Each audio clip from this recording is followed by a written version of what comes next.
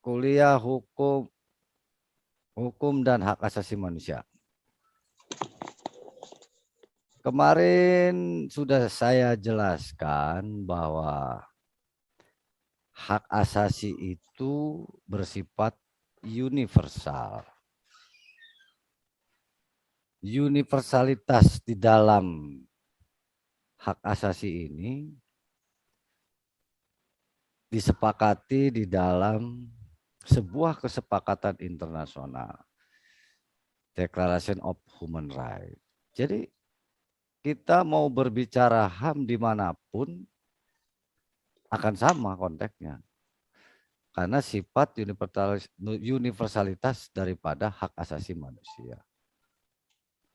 Akan tetapi di dalam kenyataannya, setiap bangsa, setiap negara memiliki pandangan tersendiri tentang konsep hak asasi manusia. Jangankan di dunia internasional. Kadang-kadang kita sendiri saja ada yang di ruang Zoom dan di luar Zoom ini akan berbeda konsepnya tentang pandangannya tentang hak asasi manusia.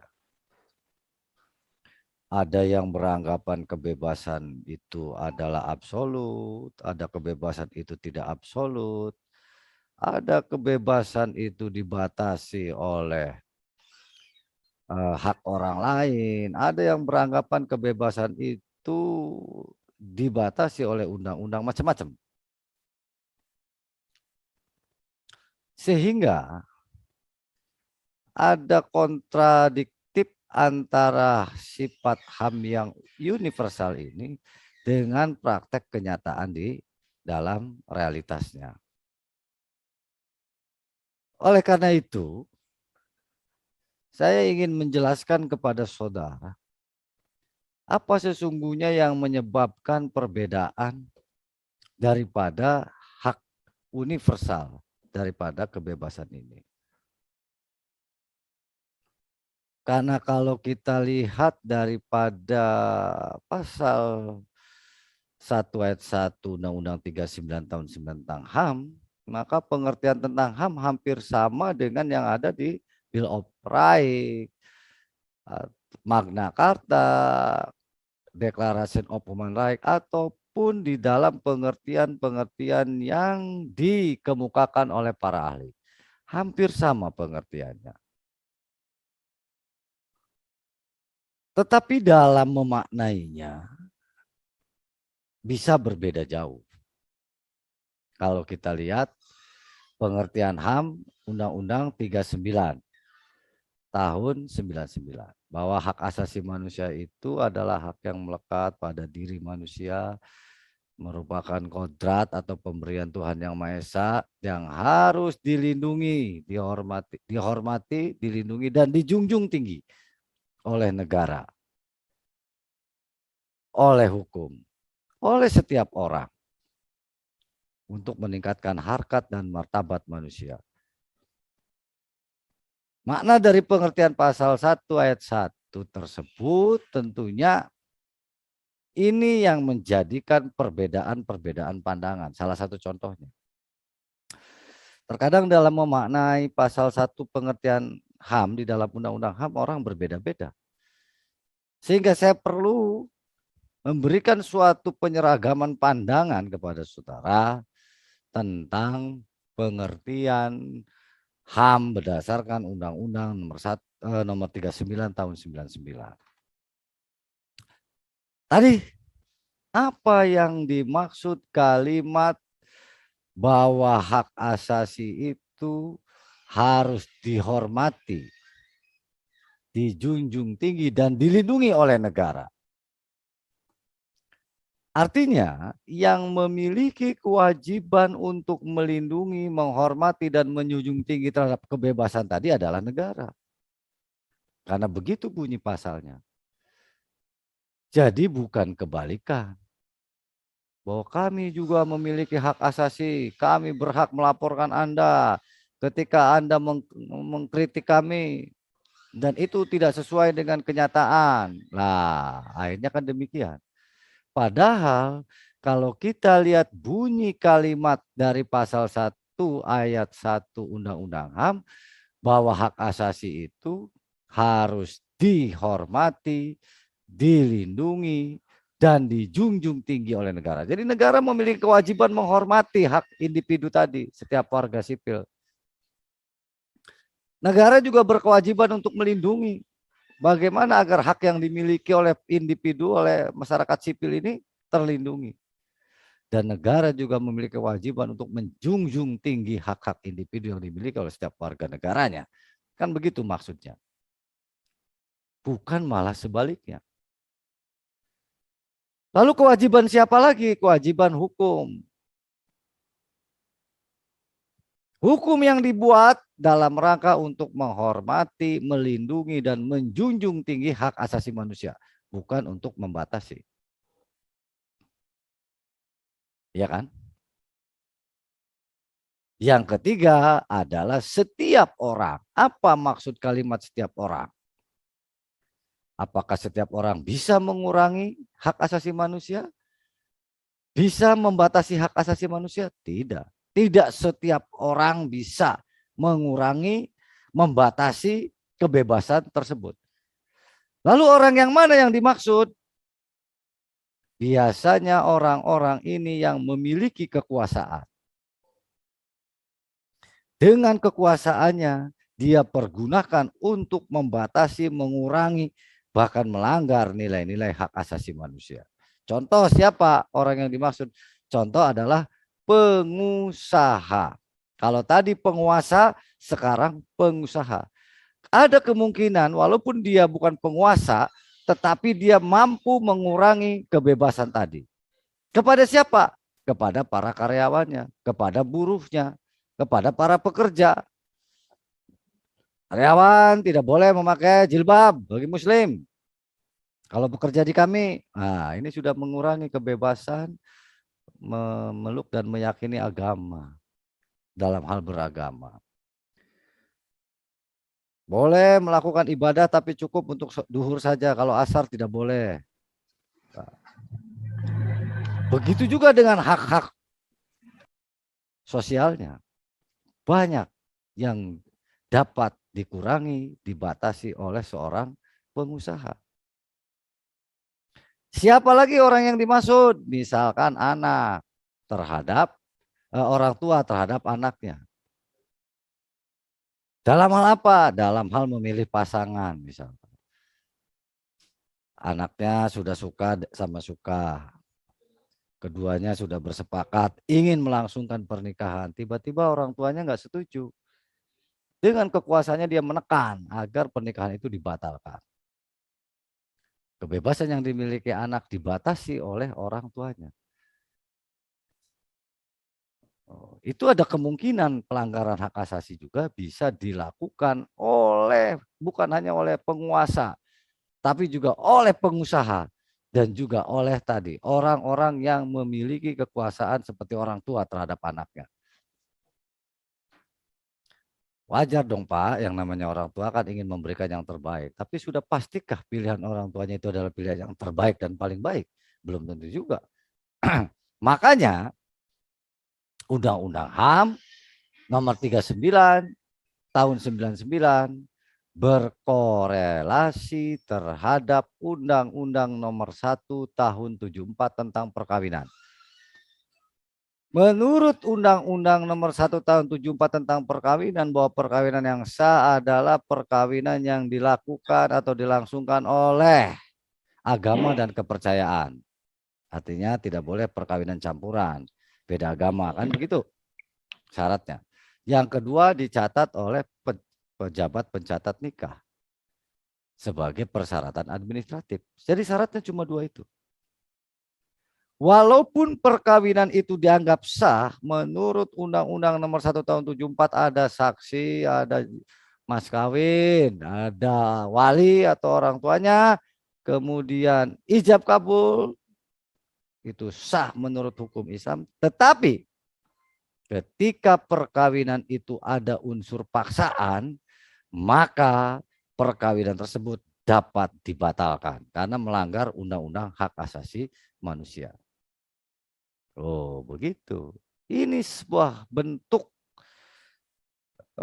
perlindungan undang-undang kepada kebebasan yang dimaksud. Sekalipun dia orang tuanya sendiri, tidak bisa kalau sudah judulnya hak asasi.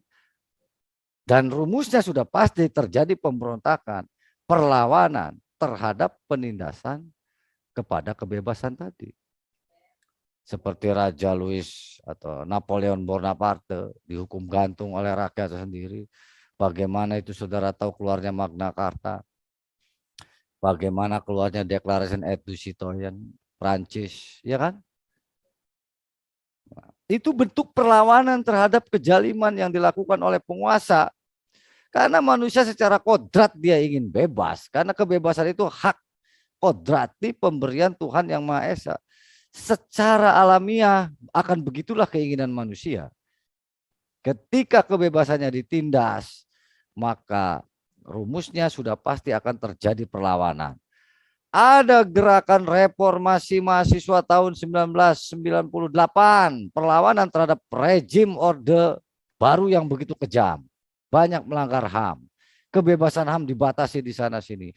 Bahkan kita tidak boleh berbicara tentang HAM karena dianggap itu hal yang tabu, itu kebarat-baratan, kita orang timur punya budaya timur, tidak usah mengikuti budaya barat, dianggapnya begitu. Isu yang dimunculkan. Sehingga di era Orde Baru, era atau orde yang paling banyak melanggar kebebasan tersebut. Rumusnya akan terjadi perlawanan terbukti tahun 98. Terjadi gerakan reformasi mahasiswa secara besar-besaran dan hasilnya mampu menumbangkan pemerintahan rejim Orde Baru ketika itu yang dipelopori oleh para mahasiswa. Yang akhirnya Pak Harto diberhentikan atau berhenti, digantikan oleh Pak Habibie sebagai presiden yang tadinya wakil. Itu rumusnya. Begitupun di keluarga sudah pasti. Ketika seorang anak sudah memiliki pasangan dan dia melakukan itu atas kebebasannya, suka sama suka, lantas orang tua melarang untuk membatalkan pernikahan tersebut, maka sudah pasti akan terjadi perlawanan dan perlindungan yang diberikan oleh undang-undang HAM apabila di dalam sebuah perkawinan sekalipun sah berdasarkan Undang-Undang Nomor 174, tetapi kalau pernikahannya ada unsur paksaan maka batal demi hukum pernikahannya. Itu. Jadi tidak bisa kita kalau untuk urusan pernikahan hanya mengandalkan Undang-Undang Nomor 174 kan sudah sah. Ada saksinya, ada walinya, ada mas kawinnya, ada ijab kabulnya ya, tapi ketika itu dipaksa oleh kedua orang tuanya, maka perkawinan itu menjadi batal demi hukum. Jadi sudah tidak ada lagi sebetulnya cerita Siti Nurbaya setelah lahirnya Undang-Undang Nomor 39 tahun 99. Perbedaan pandangan seperti ini tentunya karena pemahaman orang tentang kebebasan tadi masih berbeda-beda. Kalau kamu kan anak saya punya hak terhadap kamu untuk menentukan masa depan kamu, menentukan pilihan hidup kamu. Kan seolah-olah begitu. Sehingga tidak mudah untuk memberikan keseragaman pemahaman tentang hak asasi ini. Oleh karenanya, sekalipun hak asasi manusia itu bersifat universal, tetapi nilai-nilai universalitas ini ternyata dalam prakteknya, dalam realitasnya dimaknai secara berbeda-beda oleh setiap bangsa, oleh setiap orang. Sehingga ada muncul beberapa pandangan tentang HAM. Ini yang menyebabkan perbedaan pendapat tentang universal tadi, universalitas pandangan HAM. Karena ada beberapa perbedaan cara pandang bangsa tentang HAM ini. Ada 4 cara pandang bangsa atau setiap orang tentang HAM ini. Sehingga berlakunya HAM di setiap negara tergantung cara pandang negara itu seperti apa. Cara pandang yang pertama adalah universal absolut. Di mana menurut pandangan ini dia melihat HAM, melihat kebebasan tadi sebagai nilai-nilai universal sebagaimana tercantum dalam dokumen-dokumen hak asasi manusia internasional seperti the International Bill of Human Rights. Penganut pandangan ini biasanya di negara-negara maju. Negara-negara maju menganut pandangan ini bahwasanya berbicara HAM yang sifatnya universal ya sudah barang tentu sudah pasti kita hanya berpatokan kepada the International Bill of Human Rights atau dokumen-dokumen internasional. Itulah dasarnya. Bagaimana Bill of Human Rights mengatur tentang kebebasan tadi? Ya semua harus berpatokan ke sana. Karena awalnya ada kebebasan kan itu. Kesepakatan kebebasan semua negara kan itu. Disertai dengan dokumen-dokumen masing-masing negara yang dikirim ke yang diakomodir dalam the International Bill of Human Rights. Jadi menurut pandangan universal absolut HAM ya the International Bill of Human Rights itu konsepnya. Di sanalah konsep kebebasan itu. Nah, biasanya yang menganut pandangan ini adalah negara-negara maju.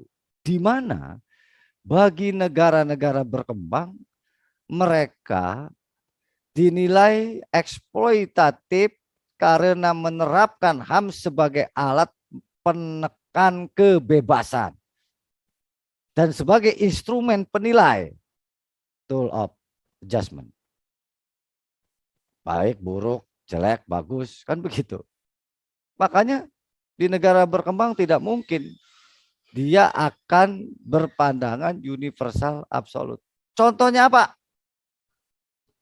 Misalkan country report dari Kedubes Amerika Serikat, demikian pula salah satu pernyataan yang tersurat dan tersirat dalam Summary of Bangkok NGO Declaration 1993, di mana di sana dinyatakan bahwa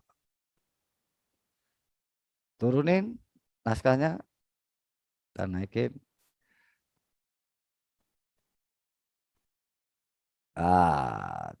Terus. Yap. Turun dikit lagi. Aldo. Ya. Sedikit lagi. Tuh, naik lagi. Ke atas, ke awal lagi, ke awal. Ke awal. Terus. Naik. Terus naik. Terus.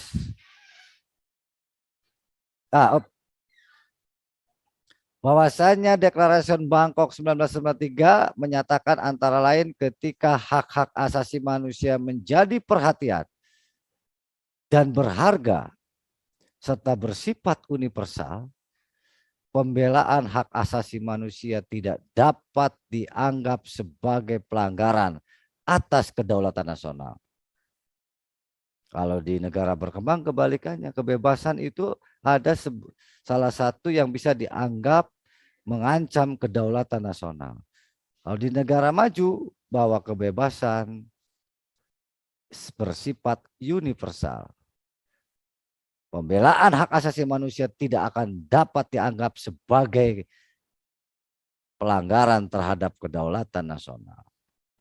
Itu yang menjadi dasar pandangan yang pertama, universal absolut. Lalu pandangan yang kedua adalah universal relatif. Menurut pandangan ini, dia melihat persoalan HAM itu sebagai masalah universal. Namun pengecualian dan pembatasan yang didasarkan atas asas-asas hukum nasional tetap diakui keberadaannya. Jadi dokumen-dokumen internasional diakui, Declaration of Human Rights diakui, hanya saja pengecualiannya itu kepada pembatasan yang didasarkan atas hukum-hukum nasional. Jadi ada hukum nasional mereka yang membatasi apa yang tersurat di dalam Declaration of Human Rights. Ini pandangan universal relatif. Sebagai contoh ketentuan dalam pasal 29 ayat 2 Universal Declaration of Human Rights yang menyatakan bahwa naik Valdo, naikin, itu turun, naik, terus naik lagi. Oh, jangan terlalu naik, turunin dikit. Nah, naikin dikit aja, jangan banyak-banyak.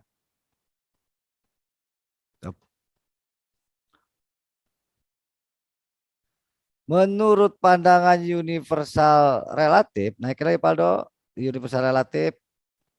Nah, terus, dikit aja, terus naik.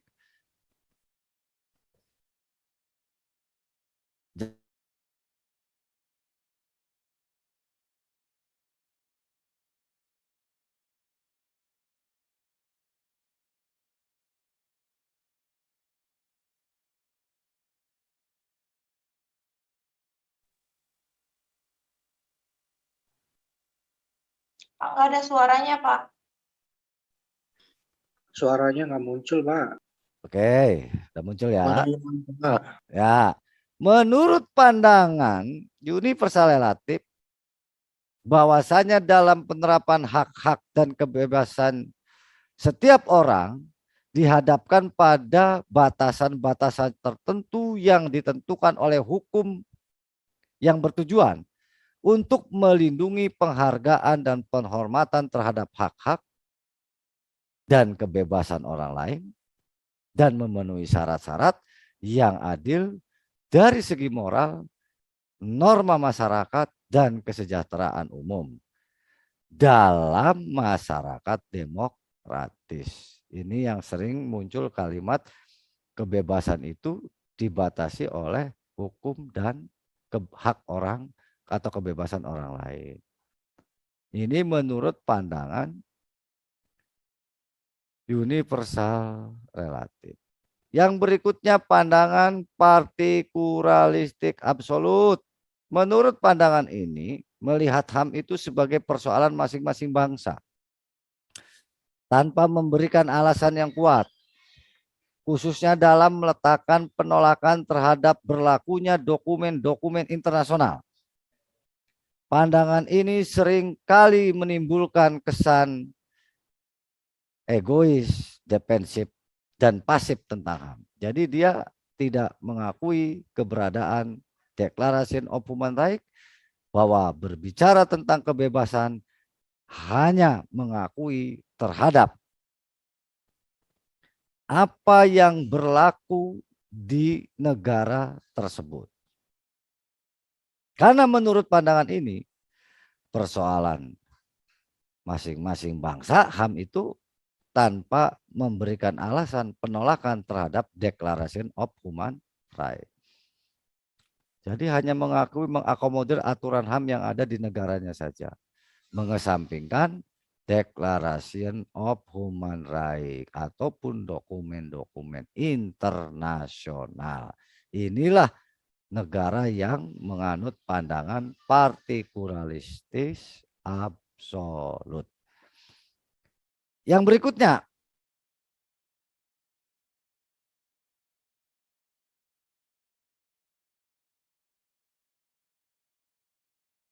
adalah pandangan yang terakhir, yaitu pandangan partikularistiek relatif. Dalam pandangan ini, HAM dilihat di samping sebagai salah satu yang bersifat universal, juga merupakan masalah-masalah nasional masing-masing bangsa. Berlakunya dokumen-dokumen HAM internasional harus diselaraskan ataupun diserasikan dan diseimbangkan, serta memperoleh dukungan budaya bangsa. Pandangan ini tidak hanya menjadikan kekhususan yang ada pada masing-masing bangsa sebagai sasaran untuk bersikap defensif. Tetapi di lain pihak juga aktif mencari perumusan dan pembenaran terhadap karakteristik HAM yang dianutnya. Jadi dia mengakui Declaration of Human Rights, dia mengakui dokumen-dokumen internasional, tetapi juga harus diselaraskan dan diserasikan dokumen-dokumen tadi dengan pandangan HAM yang ada di negaranya, yang berbasis kepada budaya ataupun karakteristik yang dianut, kebebasan yang dianut oleh negara tersebut.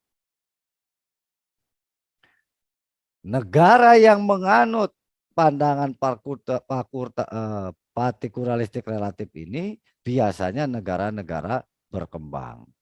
Oleh karenanya pandangan ini biasanya mengacu kepada Deklarasi Kuala Lumpur tentang HAM yang dirumuskan oleh ASEAN Interparliamentary Organization (AIPO) yang menegaskan bahwa seluruh anggota masyarakat ASEAN menerima bahwa HAM berada dalam konteks dinamis, tidak ansih Declaration of Human Rights atau dokumen internasional, tetapi konteksnya harus dinamis dan berubah-ubah, tidak paten.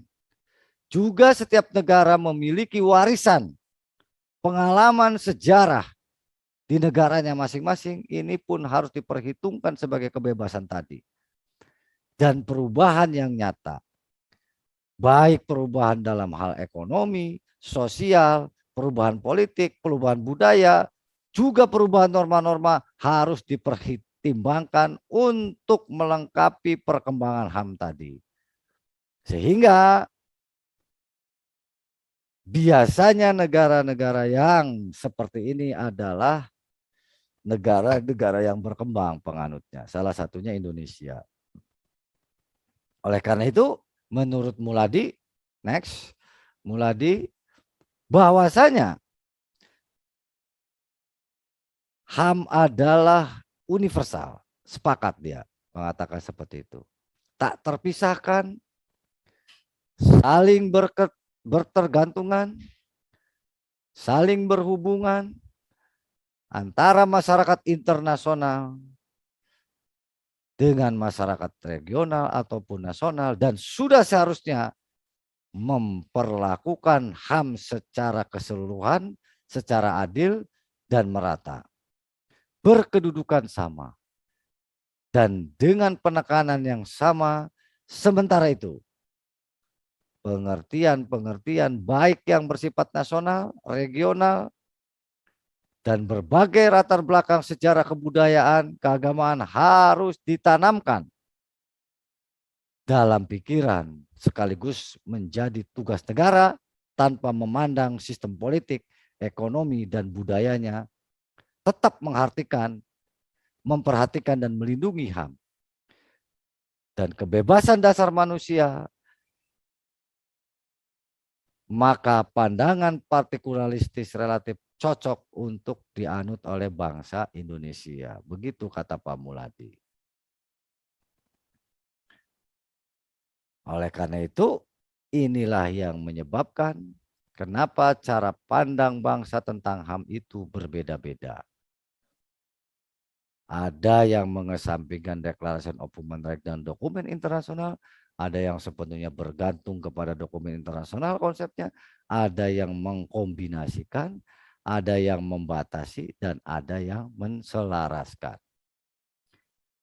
Karena cara pandang bangsa Indonesia tentang HAM menganut kepada pandangan yang terakhir, partikularistiek relatif, bahwa dia berbasis budaya, disortir oleh budaya yang ada di negara kita dan aturan yang ada di kita tentang kebebasan yang universal tadi, sehingga disepakati bahwa Pancasila dan Undang-Undang Dasar 1945 menjadi titik taut kebebasan HAM di negara kita.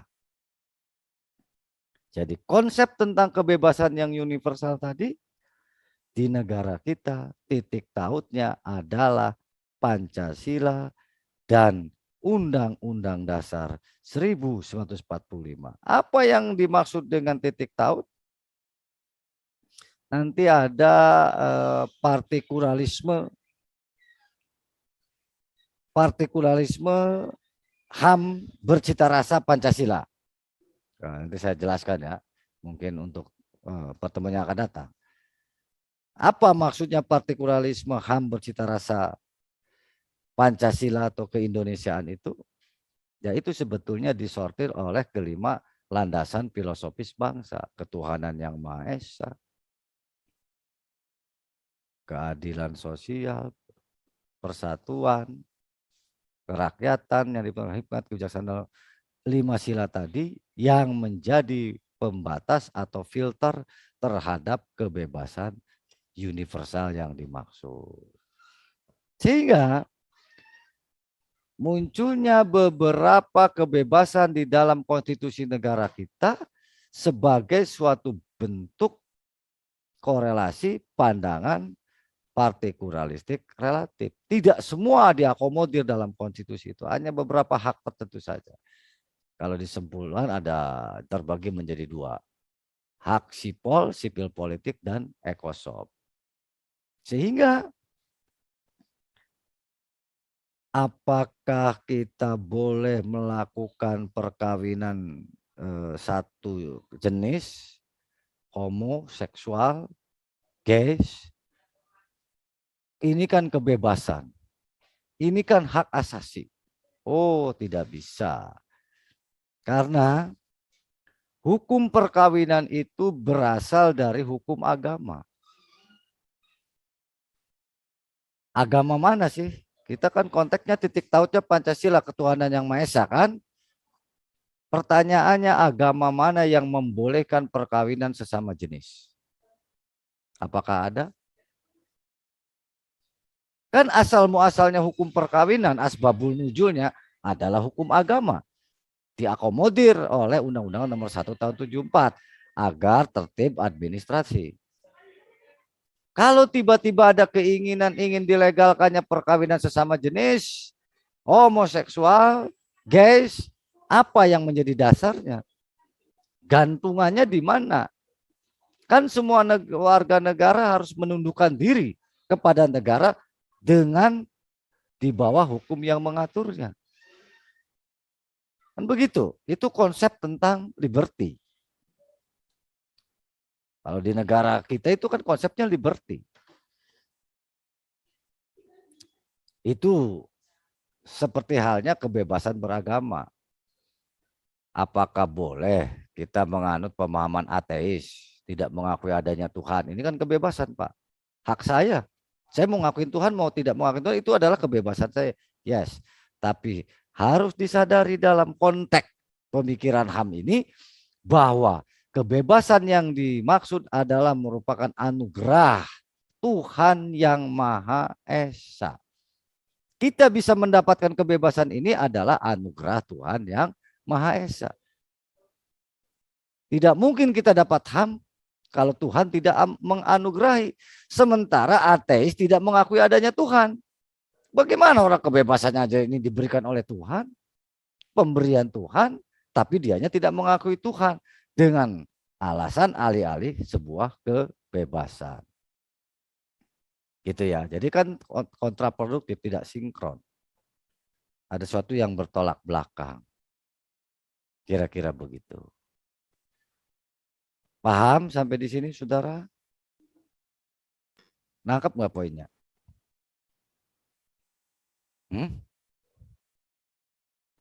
Silakan kalau ada mau didiskusikan. Saya buka forum